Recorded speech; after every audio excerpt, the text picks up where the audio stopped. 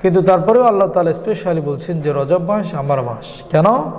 কারণ এই এমন একটি মাস, গুরুত্বপূর্ণ মাসের ভিতরে আমি আমার বন্ধু হাবিব পেয়ারা নবী হুজুর পাক নূর মুজাসসাম শফিউল মুজদামিন আনিসুল জালিমিন রহমতুল্লিল আলমিন, দয়ার নবী, কান্ডারি নবী, মায়ার নবী, যিনি উম্মতের জন্য আগেও কান্না করেছিলেন, এখনও রওজায়ে পাকে কান্না করছেন, এমন দয়াল নবী, দরদি নবী, যে তিনাকে আল্লাহ তার বাড়িতে এই রজব মাসে মেহমানদারিত্ব করতে নিয়ে গিয়েছিলেন। সুবহানাল্লাহ।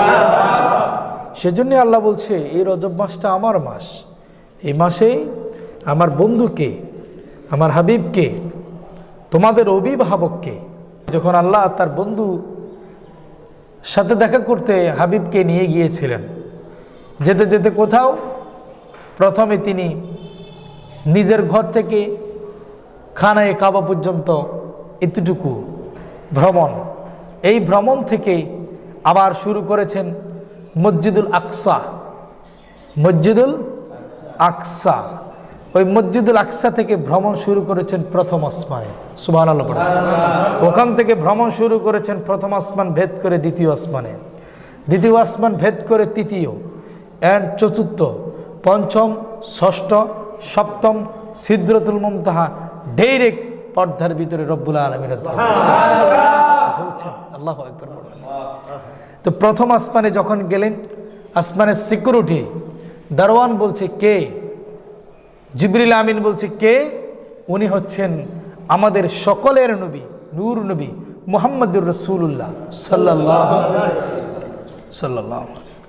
প্রথম আসমানের ফেরেশতা গাইড দেওয়ার জন্যে দারওয়ানরা বলছেন, মুহাম্মদ সাল্লাল্লাহু আলাইহি ওয়াসাল্লামকে কি আল্লাহ ডেকেছেন? বলে হ্যাঁ, মুহাম্মদ সাল্লাল্লাহু আলাইহি ওয়াসাল্লামকে আল্লাহ ডেকেছেন। সুবহানাল্লাহ। তো বলে তাহলে তিনার জন্য প্রথম আসমানের গেট খোলা, অভিনন্দন। আল্লাহু আকবার। বিভিন্ন সিকিউরিটি অতিক্রম করে পৌঁছে যাচ্ছেন কোথায়? গোটা পৃথিবী, ইহজগৎ ও পরজগতের স্রষ্টার সন্নিকটে। সুবহানাল্লাহ। সমস্ত স্তর ভেদ করে, সিকিউরিটি মেনটেন করে একে একে ধাপ অতিক্রম করে যাচ্ছেন স্বয়ং সচক্ষে রব্বুল আলামিনের দরবারে, তিনার সাথে কথা এবং দেখা।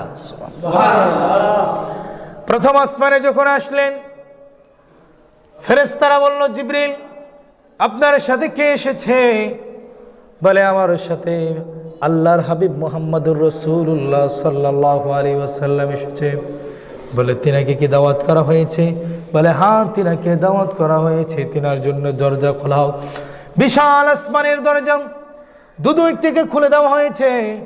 প্রিয় ভাইয়েরা, আমার বন্ধুরা আমার, যদি সম্মানের কথা বলতে যাই, আমার রাসূলের সম্মানের সাথে কারো সম্মানের মিল হবে না।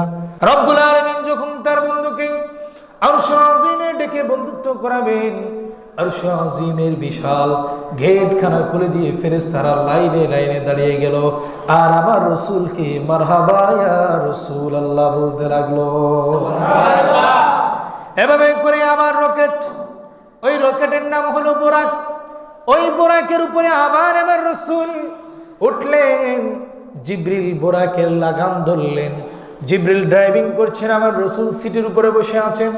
ভ্রমণ করতে করতে আবার প্রথম আসমান থেকে দ্বিতীয় আসমানে যখন চলে গেলেন, দ্বিতীয় আসমানে যাওয়ার পরে ফেরেশতারা বলতে লাগলো, জিবরিল আপনি কাকে নিয়ে এসেছেন? আপনার সাথে কে? ফেরেশতা জিবরিল বলল, আমার সাথে আল্লাহর প্রিয় হাবিব মুহাম্মদুর রাসূলুল্লাহ সাল্লাল্লাহু আলাইহি ওয়াসাল্লাম। ফেরেশতারা বলছে, আপনার বন্ধু, আল্লাহর বন্ধু মুহাম্মদুর রাসূলুল্লাহ সাল্লাল্লাহু আলাইহি ওয়াসাল্লামকে কি দাওয়াত করা হয়েছে কিনা? আল্লাহ কি তিনাকে ডেকেছেন কিনা? বলে হ্যাঁ, আল্লাহ তিনাকে ডেকেছেন। এই কথা বলার সাথে সাথে দ্বিতীয় আসমানের সমস্ত গেটগুলো খুলে আমার রাসূলের জন্য জায়গা হয়ে গেল। ওই সুশীতল জায়গা, সুন্দর জায়গা, দুদিক থেকে ফেরেশতারা দাঁড়িয়ে আছে, হুর গেলম্যানরা দাঁড়িয়ে আছে। আমার রাসূলের জন্য তারা সাল্লাল্লাহু দুরূদ পড়তে লাগলেন, আর আমার রাসূলকে বলতে লাগলেন, মারহাবা ইয়া রাসূলুল্লাহ, মারহাবা ইয়া রাসূলুল্লাহ, মারহাবা ইয়া রাসূলুল্লাহ, মারহাবা ইয়া রাসূলুল্লাহ। আল্লাহু আকবার। अस्सलाम सबसे गुंबद के मकीन, अस्सलाम रहमतल लिल आलमीन। मरहबा या मरहबा या मरहबा रहमतल लिल आलमीन। खुश खबरी জানাতে জানাতে প্রথম আসমান, দ্বিতীয় আসমান, তৃতীয় আসমান, চতুর্থ আসমান, পঞ্চম আসমান, সপ্তম, ষষ্ঠ, সপ্তম আসমান পর্যন্ত গিয়েছিলেন। সকল নবীরা, সকল রসুলরা আমার রসুলকে মারহাবা জানাতে লাগলেন। এবং এই সপ্তম আসমানে আমাদের জাতির পিতা হযরত ইব্রাহিম আলাইহিস সালাতু ওয়াস সালামের সাথে দেখা হয়েছে। দেখা করার পরে আমার রসুল বলল, আমি এখন আর কোন দিকে যাব?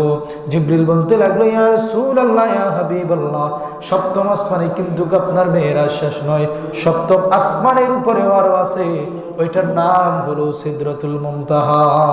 সুবহানাল্লাহ। ওই সিদরাতুল মুনতাহা পর্যন্ত ফেরেশতারা যেতে পারবে। ওই সিদরাতুল মুনতাহা পর্যন্ত দুনিয়ার জমিনে যেই শহীদরা আল্লাহর রাস্তায় শহীদ হয়ে গিয়েছে তারা যেতে পারবে।